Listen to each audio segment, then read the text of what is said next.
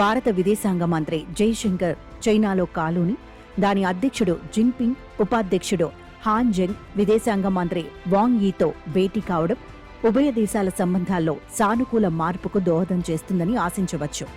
Shanghai సహకార సంస్థ విదేశాంగ మంత్రుల సదస్సుకు హాజరైన సందర్భంలో ఈ భేటీలు, చర్చలు జరిగినప్పటికీ 5 ఏళ్ల క్రితం గాల్వాన్ లోయలో భారత్ చైనా ఘర్షణలు జరిగిన తర్వాత జైశంకర్ అక్కడ పర్యటించడం ఇదే మొదటిసారి.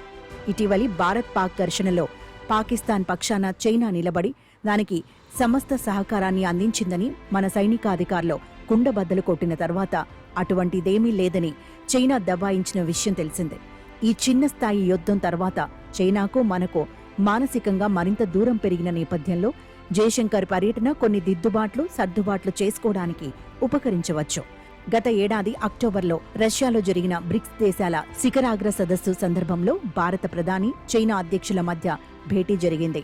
సంబంధాలు మెరుగుపరుచుకోవాలని, పూర్వస్థితికి తీసుకుపోవాలని అక్కడ నిర్ణయం జరగడంతో ఉభయ దేశాల సరిహద్దు స్థితిగతుల్లోనూ మార్పు వచ్చింది. డెమ్చోక్, డెసాంగ్ ప్రాంతాల్లో సైన్యాలను ఉపసంహరించుకోవడంతో ఉద్రిక్తతలు చల్లారాయి. జాతీయ భద్రతా సలహాదారు అజిత్ దోవల్, రక్షణ మంత్రి రాజ్నాథ్ సింగ్, విదేశాంగ శాఖ కార్యదర్శి విక్రమ్ మిశ్రీ ఇత్యాదులు కూడా అనంతర కాలంలో చైనాలో పర్యటనలు చేశారు. నాథులా పాస్ మీదుగా మానస సరోవర్ యాత్ర 6 ఏళ్ల తర్వాత ఆరంభం, విమాన సర్వీసులు పునరుద్ధరించాలని, వీసా ప్రక్రియలను సరళీకరించాలని అనుకోవడం వంటి సానుకూల చర్యలు ఒక పక్కన కనిపిస్తున్నా చైనా వ్యవహార శైలి ఒక పట్టాన ఊహకు అందదు. సంబంధాలు మెరుగుపడుతున్నాయని అనుకోగానే పూర్తిగా తిరగబడటం కూడా అనుభవంలో ఉన్నదే. విద్యుత్ వాహనాల తయారీలో అత్యంత కీలకమైన ఖనిజాలు, హైటెక్ యంత్రాల ఎగుమతులపైన ఆంక్షలు విధించి భారత్ను ఇబ్బంది పెట్టాలన్న నిర్ణయం ఈ కోవలోనిదే.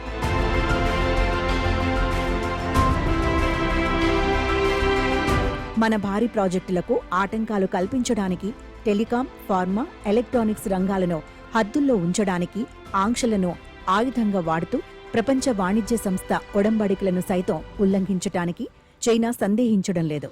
షాంఘై సహకార సంస్థ ఎన్సీఓ ఆవిర్భావ లక్ష్యాల్లో ఉగ్రవాదం, వేర్పాటువాదంపై ఉమ్మడి పోరాటం కూడా ఒకటి. కానీ పాకిస్తాన్ నొచ్చుకుంటుందన్న ఏకైక కారణం మొన్నటి సంయుక్త ప్రకటనలో పహల్గాం దాడి ప్రస్తావనను ఉద్దేశపూర్వకంగా వదిలేసి బలూచిస్తాన్ రైలు దాడిని చేర్చి మిత్రదేశానికి ఆనందాన్ని చేకూర్చిన విషయం తెలిసిందే.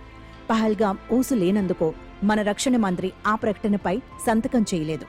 ఆపరేషన్ సింధూర్లో పూర్తిగా పాకిస్తాన్ పక్షాన నిలబడి J-10C యుద్ధ విమానాలు, మిసైళ్లు, డ్రోన్లతో పాటు కీలకమైన యుద్ధ సమాచారాన్ని కూడా చేరవేసిందని మన రక్షణ రంగ నిపుణులు నమ్ముతున్నారు. సరిహద్దుల్లో పేరుకో ఉపసంహరణలు జరిగినా కీలకమైన ఆర్మీ పోస్టుల్లో ఇంకా చైనా సైనికుల అనుమతితోనే మనవారు కాపలా కాయాల్సి వస్తుందని కాంగ్రెస్ దెప్పి పొడుస్తోంది. నా కోయి గుస్గయా అంటూ 5 ఏళ్ల క్రితమే ప్రధాని మోదీ మన పార్లమెంటులో దబాయించడంతో అంతర్జాతీయ వేదికల మీద దీనిని ఆయుధంగా వాడుకోవడానికి చైనాకు అవకాశం దక్కిందని కాంగ్రెస్ వాదన. గతంలో కొన్ని దశాబ్దాలుగా ఒక్క బుల్లెట్ కూడా పేలని భారత్ చైనా సరిహద్దు మనం అమెరికాతో రాసుకుపోసుకోవడం హెచ్చిన తర్వాత నిత్య ఘర్షణలకు నిలయమైన మాట నిజం. చైనా, భారత్ మధ్య వివిధ రంగాల్లో పోటీ అనివార్యం.